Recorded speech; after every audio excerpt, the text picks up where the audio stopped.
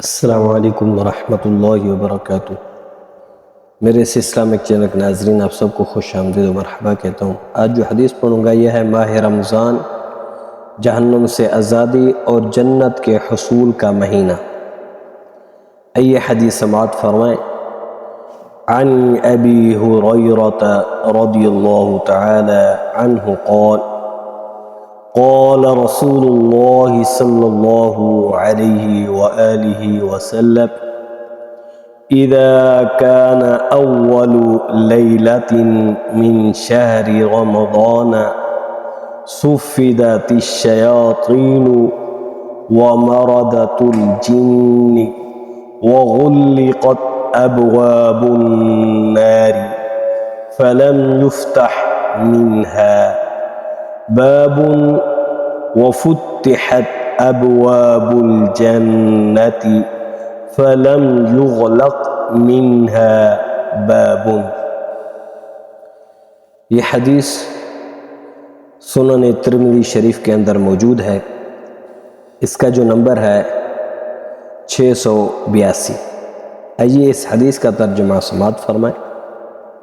حضرت ابو ہریرہ رضی اللہ تعالی عنہ کہتے ہیں کہ رسول اللہ صلی اللہ علیہ وآلہ وسلم نے ارشاد فرمایا، جب ماہ رمضان کی پہلی رات آتی ہے تو شیطان اور سرکش جن جکڑ دیے جاتے ہیں، قید کر دیے جاتے ہیں، جہنم کے دروازے بند کر دیے جاتے ہیں، ان میں سے کوئی بھی دروازہ نہیں کھولا جاتا، اور جنت کے دروازے کھول دیے جاتے ہیں، ان میں سے کوئی بھی دروازہ بند نہیں کیا جاتا۔